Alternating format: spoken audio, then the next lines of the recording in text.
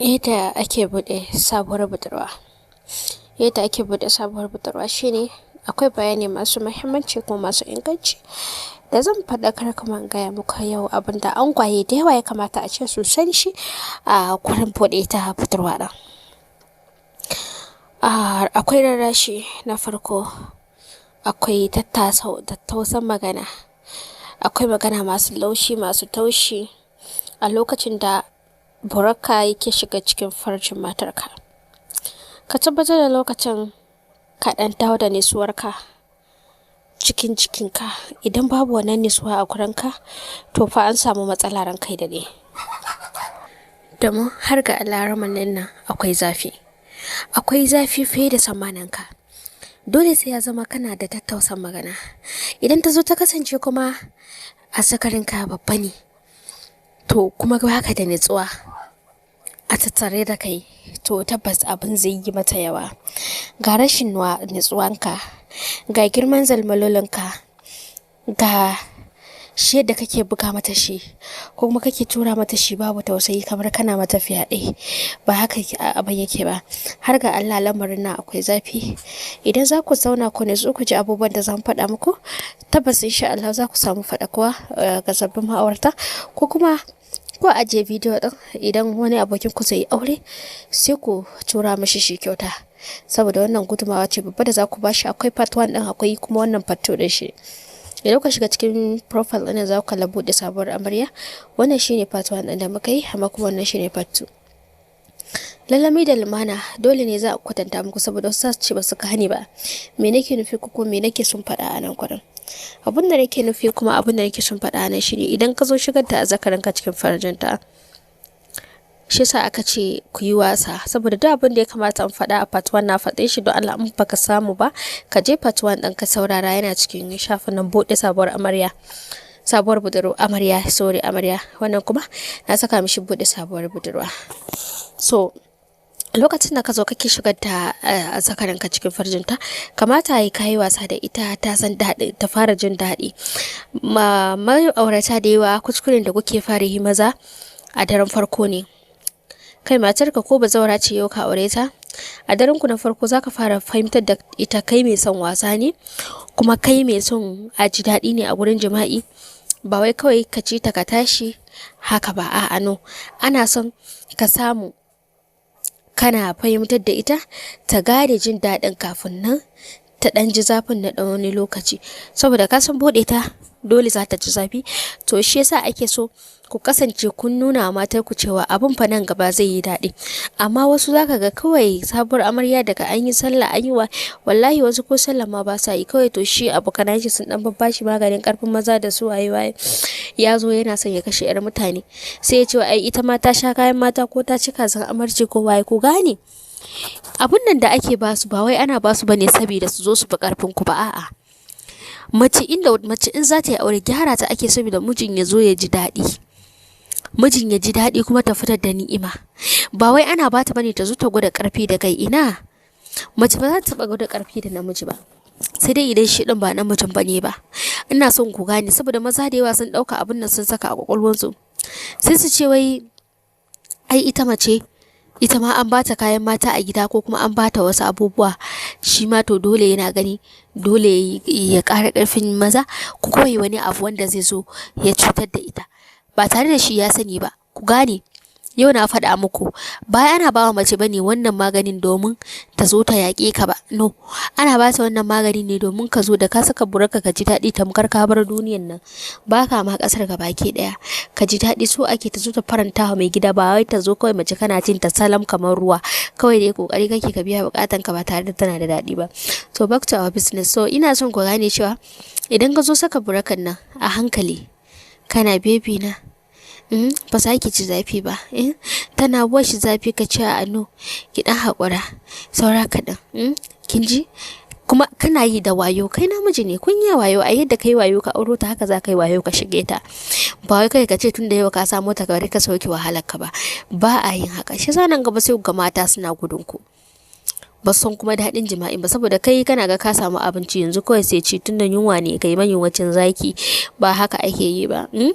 Kana ɗan lallaminta kana dan shan bakin nononta a hankali, bari miki zaki ci daɗi kin ji, tana wash, in ta ce wash din nan ka ce okay sorry, kana dan lallaminta, kana dan daga kafafuwanta a hankali, ki dan lunkusa min kafanki, ba za ki ji zafi ba baby na, dan lunkusa min kafanki, ka dan lunkusa a hankali, kun fahimta, gently sai kana shiganta. In ta ce wash din nan to zafi ko, sorry zai kare yanzu, wayyo Allah na, kana yi hakuri mama na, akwai lokaci ka bari sai ka shige ta tukunna kafin ka fara pumping. In ka fara shigar ta, saboda zaka ji kai crossing din wani abu da ka saka a sakarin ka ciki, zaka yi crossing wani abu, kai da kanka zaka ji ka fasa budurcin ta, kai da kanka zaka ji ka shige ta ne yanzu, kai ka shige ta, to lokacin za ta dan ihu, ta dan kankame ka, to sai ka dan dakata da ka shigar da shi. Amma wasu kawai suna son da kawai sun farke wannan gudu sai kaga sun fara kawai up and down. Ba haka ake yi ba alaji, ba haka ake yi ba. A hankali, lallami da lamanan nan shine ban faɗa muku ba a part 1, so shi sai na decide in faɗa muku shi a part 2. Ku gane cewa lallami da lamanan nan is good for you guys, zai taimaka muku.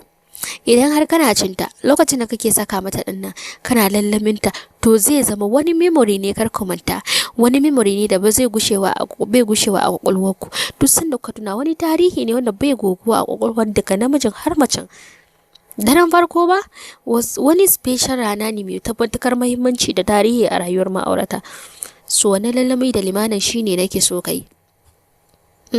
Saboda wani da safe zaka ji kawai wannan zakin ya zo maka, ko kuma a daren kana son ka ƙara, to idan baka iya lallaminta ba wallahi ji za ta yi kamar ta mutu, kamar ta koma gidansu. Kuma ka bar wasa, wata in tana kuka tana wayyo zan koma gida, kar ka bar wai wasa take a lokacin. In ka ce da tafi gida wallahi tafiya za ta yi, Allah tafiya za ta yi, saboda azaban da take ji a lokacin yana da zafi.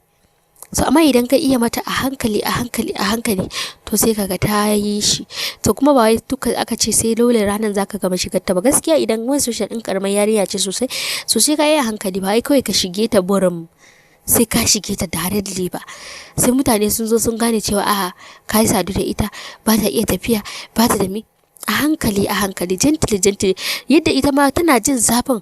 Duk wata mace da ta ce ta kwana gidan mijinta an yi jima'i da ita, wai an ganta garau, ƙarya ne, wallahi ƙarya ne. Sai dai idan ba budurwa bace, ba wai kuma sai ta kwanta bane yana nufin cewa ita ce bata ta kai budurci. Ano, wata tana jin zafin, amma idan baki suka zo sai kaga tana daurewa, tana kakkame jikinta ta dan daure dai, in ta dan shiga sai kaga ta ji tana ta tsarki da ruwan zafi. Baiwar Allah, ba san aikin da ta sha da daddare ba, sai ka tana ta tsarki da ruwan zafi, amma ba tare da cewa ko kun san cewa wahalan da take sha ba. Tana ta dariya da kawaye, ko tana ta motsa baki, amma can kasan ta kafin ta zauna da kyar. So irin shi lokacin ya kamata in ka shigo kuka dan ja gefe, ka tambaye ta ya jikin, akwai zafi, kaza sorry mu je in gani. Ka cire mata kunya tun daren farko. Maza da yawa su ne suke sa mata daga baya suna jin kunya sha musu bura, suna jin kunya hawa kansu, suna jin kunya a no tun daren farkon ka tube ta tube ka, ku kalli junan ku sosai kafin ku fara wasanni, kafin ka zo ka shige ta. To in ka sabar mata to shikenan. Amma sai ka mace sai ka zo kana ce sha min bura, sai ta ce ni kunya nake ji, ni ba zan iya ba, ko kuma tube min kaya, ni kunya nake ji ba zan iya. Tun a daren farko ake yin shi, kun gane? To ku kawo mana wani darasi da yake so mu kawo muku a ƙasa.